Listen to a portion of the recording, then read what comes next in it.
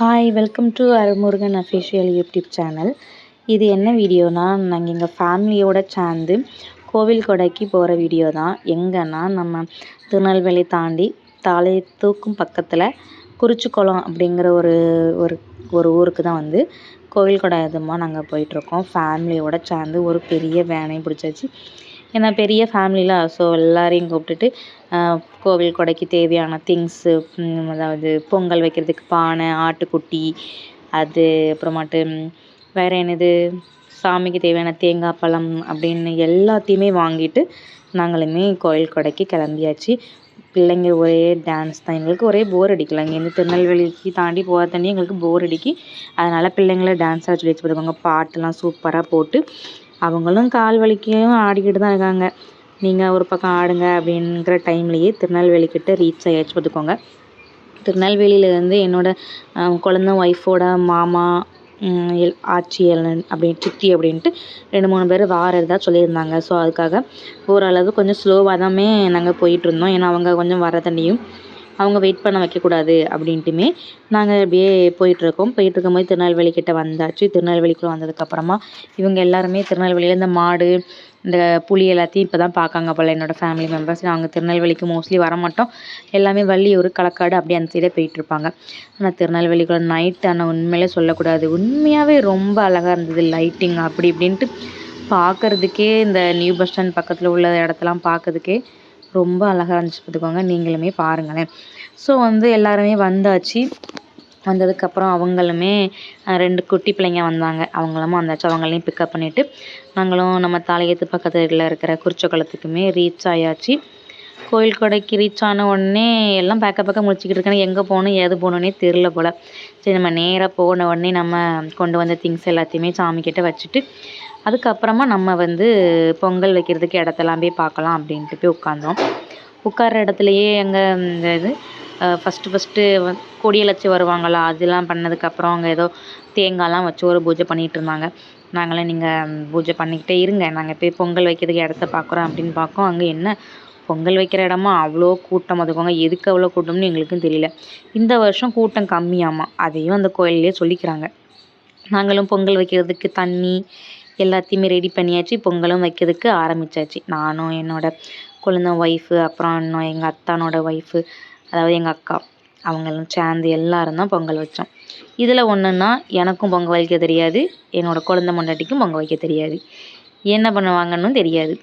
சரி எல்லோரும் பின்னாடி இருந்து சொல்லி கொடுத்துட்டே இருந்தாங்க, அப்படி பண்ணுங்க இப்படி பண்ணுங்க அப்படின்ட்டு. அன்னைக்கு அவங்க சொல்ல கேட்டு நாங்களுமே பண்ணிகிட்டு இருந்தோம். வீடியோ எடுக்கிறதே நம்ம தங்கச்சிக்கு தெரியாது பார்த்துக்கோங்க. அவளுக்கு வீடியோ எடுக்கிறதும் நம்ம நாத்தனார் தான் வீடியோ எடுத்துகிட்டு இருந்தாங்க. சரி அவங்க எடுக்கவும் நாங்களும் எங்களுக்கு ஒரே வெக்கமாக போச்சு பார்த்துக்கோங்க.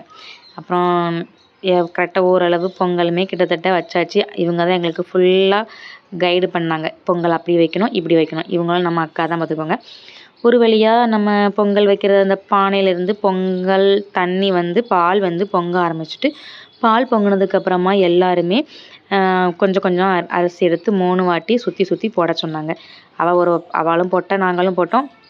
அங்கே நிற்கிற நாங்கள் எங்கள் ஃபேமிலி மெம்பர்ஸ் எல்லாருமே கொஞ்சம் பொங்கல் வச்சு முடிச்சாச்சு.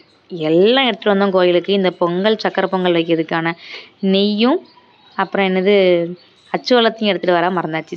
ஏலக்காய் எடுத்துகிட்டு வர மறந்தாச்சு சக்கரை பொங்கல் வைக்கிறதுக்கு.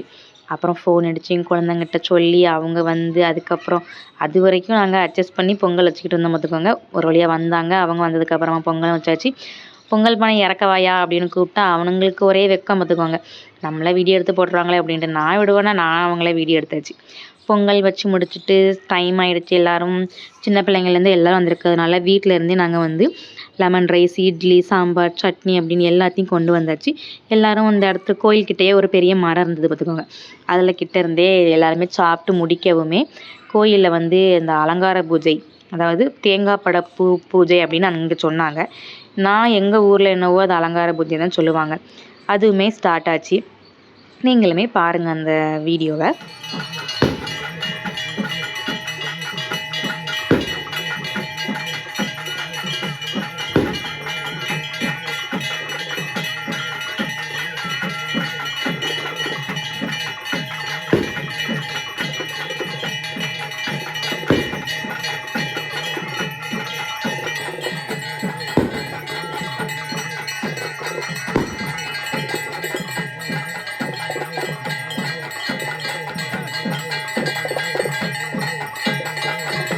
இந்த கோயிலில் என்ன விசேஷம்னா இவங்க வந்து இந்த மாதிரி தான் சாமி ஆடுறாங்க.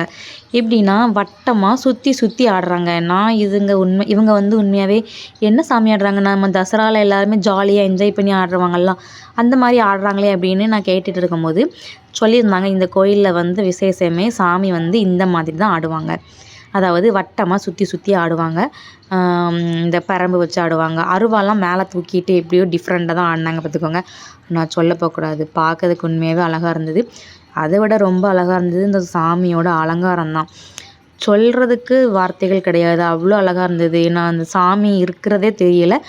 ஃபுல்லாக பழம், பூவு, அதுவும் ரோஜா பூவு, ஆரஞ்சு பழம், லெமன் பழம், அதாவது எலுமிச்சை பழம், இது எல்லாம் வந்தது எல்லாமே அவங்களோட வேண்டுதல் நிறைவேறதுனால அந்த ரோஜா பூ மாலை தான் சாமிக்கு வந்து ஸ்பெஷலாம்.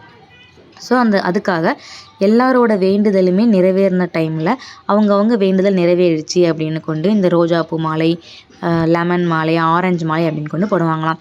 கரெக்டாக சாமக்கொடையுமே ஆரம்பிச்சுது. ஒரு 12 மணிக்கு ஆரம்பித்தாங்க பார்த்துக்கோங்க.